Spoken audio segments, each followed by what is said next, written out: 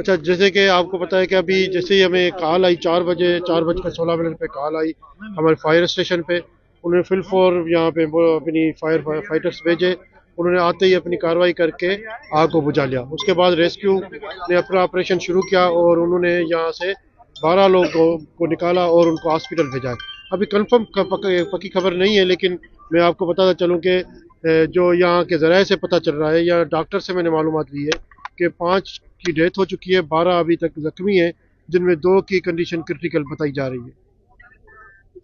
Sir ये illegal factory चल रही थी, क्या कहेंगे इसके हवाले से? देखें, अभी फ़िलहाल तो हम रेस्क्यू कर रहे हैं।